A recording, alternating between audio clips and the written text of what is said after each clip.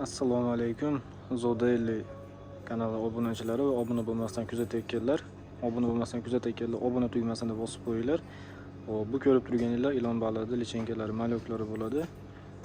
Bularga tashib bergan narsamiz tovuqni jigarini maydalab tashib berganmiz, og'ziga sig'adigan darajada qilib. Ular 5 sm dan 8-10 sm gacha bu yerda hozir. Kattalarini alohida qilib qo'yamiz. Shu razmerdagilariga bemalol tovuq jigari bersanglar bo'ladi. Tovuq jigari go'sht bo'lgani uchun, kuchli bo'lgani uchun tezroq katta bo'ladi bular. Boshqa narsa berganlardan ko'ra ancha tez katta bo'ladi. Keyin kim qiziqadigan bo'lsa, kanalga obuna bo'lib qo'ysin. Kattalasi nima, kichkinasi nima, qanaqasi deb boqishni o'rganmoqchi bo'lsanglar, qiziqsanglar, obuna bo'lib qo'yinglar. Bu juda ham serdaromad, daromadli kasb bo'ladi. Baliqchilik sohasi, aynan ilon bosh baliqimiz.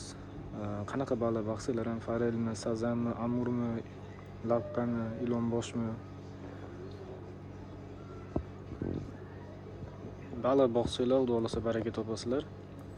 Xo'p, kanalimizga obuna bo'lib qo'yinglar. Telegram gruppamiz ham bor. Telegram gruppaga kirib olsanglar, bemalol qanaqa savollar bo'ladigan bo'lsa, o'sha yerda savollarni qoldirsanglar, qo'ldan kelgancha javob berib boramiz. Xo'p, bularga tovuq filesini berib yurgandik. Tovuq filesi bilasizlar, rangi och bo'ladi, rangi ochroq bo'ladi.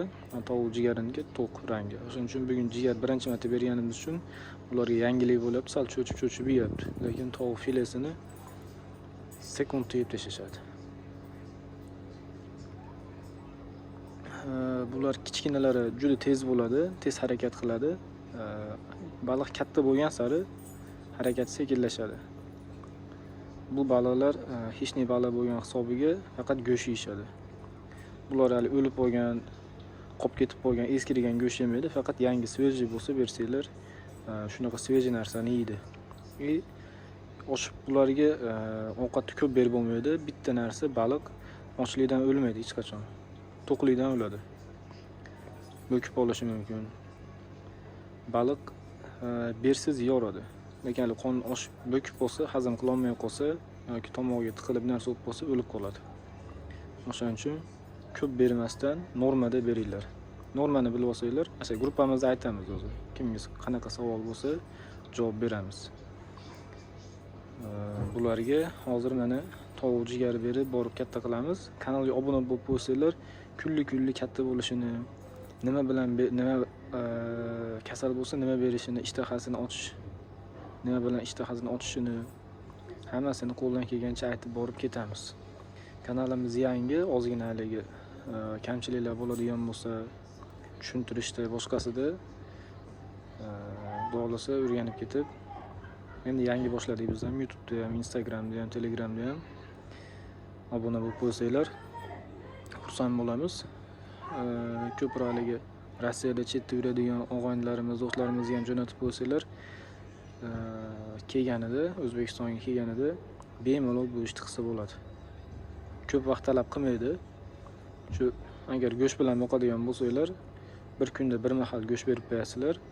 Agar dafni bo'ladigan bo'lsa, dafni tashab qo'ysanglar, uni ham effekti zo'r bo'ladi. Dafni bu suv burgasi bo'ladi bilmaganlar uchun. Mayda juda mayda jonzotlar. Asosan shulardan yeb turishadi. Bir mahal kech bo'lganda o'sha shomdan keyin shom bilan xuftonda orasida berib qo'ysanglar, shuni o'zi yetadi. Kimga ilon bosh baliqlar qiziq bo'lsa, kim boqmoqchi bo'lsa, o'sha kanalimizga obuna bo'lib, Telegram gruppamizga o'tib qo'ysanglar, Zodaily.uz linkini qoldiramiz pastda. Obuna bo'lib qo'ysanglar, kimga kerak bo'lsa topib beramiz. Arzonroq topib beramiz boshqa joylardan ko'ra. Aloqa uchun nomerlarni qoldirib qo'yamiz, Telegram rechkalar, WhatsApp yo'q lekin. Bularni bir vaqtda yemini bermasanglar, o'sha YouTube'da ham, Instagram'da ham qaradim, bu ilon bosh baliq haqida ma'lumot juda ham kam ekan. Endi biz iloji boricha qo'ldan kelgancha bilganimizcha ma'lumot berib boramiz. Shu qo'llab-quvvatlab turasizlar, faqat kanalimizga obuna bo'lib, shu baliqqa qiziqadigan, baliq boqmoqchi bo'lgan, boshlamoqchi bo'lgan, yoki boqib turib qanaqadir muammolarga uchrayotganlarga tashab qo'ysanglar, ozgina bo'lsa yordamimiz tegsa ham biz xursand bo'lamiz shundan. Bu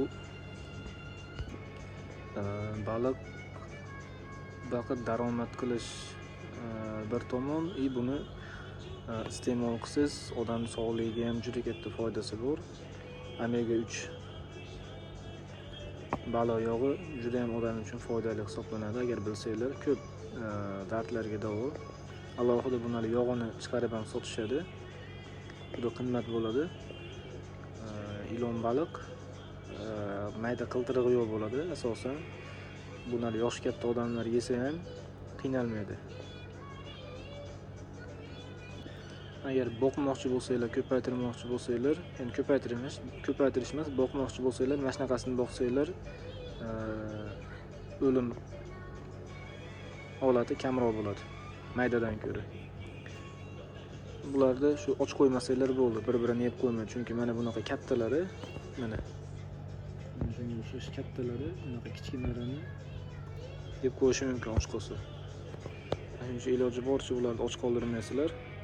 Haligi balig'im kamayib ketyapti, lekin basenda o'ligi yo'q, o'ligim chiqmayapti deb savol berayotganlar uchun mana javobi.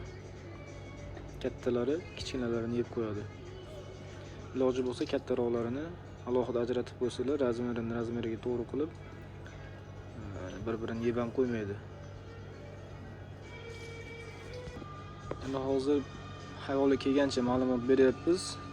Qolgan ma'lumotni mana savoldan kelib chiqib javob beramiz. Shu kommentariyaga qiziqtirgan savollarni yozib yuborsanglar, bangillatib yuborsanglar, qancha ko'p savol bo'lsa, biz tayyormiz javob berishga. Qo'ldan kelgancha javob beramiz. Bizda hozircha shular. Kanalimizga obuna bo'lib, bizni kuzatishda davom eting. Telegram, Instagram kanallarimizga ham obuna bo'lib qo'ysangiz, u yerda kunli videolar qo'yib turamiz. Bizda hozircha shular. Hammaga rahmat.